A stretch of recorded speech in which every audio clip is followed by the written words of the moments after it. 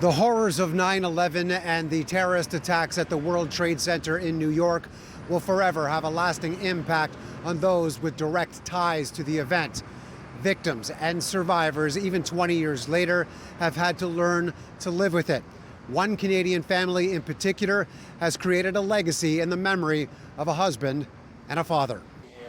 Ken's dad could never accept that his #1 son was gone. I had 20 wonderful years with Ken, and now I had to learn to live without him for 20 years.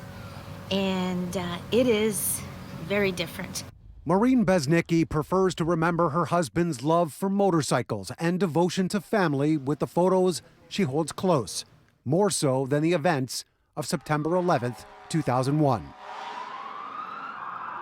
Ken Besnicki was in New York from Toronto for work that day and was on the 106th floor of the North Tower when it was struck. As the hours turned to days afterwards, they knew he was gone. In the immediate aftermath, you're in a deep fog. Trauma, I didn't even know my name. Those feelings obviously extend to their children as well.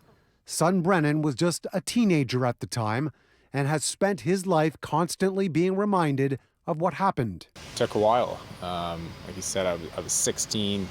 My dad and I were very close. He was, probably, my main mentor and guide. Losing him was pretty directly impactful.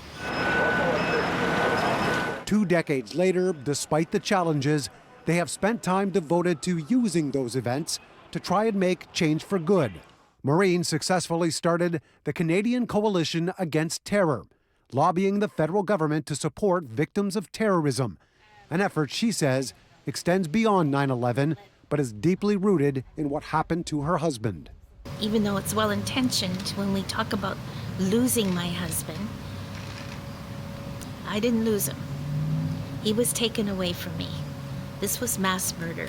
With that same resolve, she also extended her efforts to have a day of service officially recognized by Ottawa on September 11th with support from family. Let's remember what happened in the events and all the atrocity that happened that day, but let's also remember, all the positives that happened directly after, from first responders, EMS, literally just throwing their bags, crossing the border and going to ground zero. Not that any of it takes away the pain.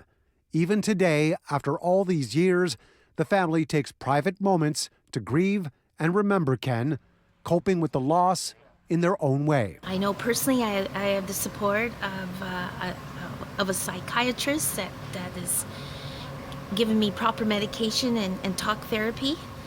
And I have the support of my family, and that's really what helps me. Still to come, a story of survival when I speak with one Canadian who was working in the South Tower at the World Trade Center when it was struck below the floor he was on. He is considered to be the last person to make it out alive.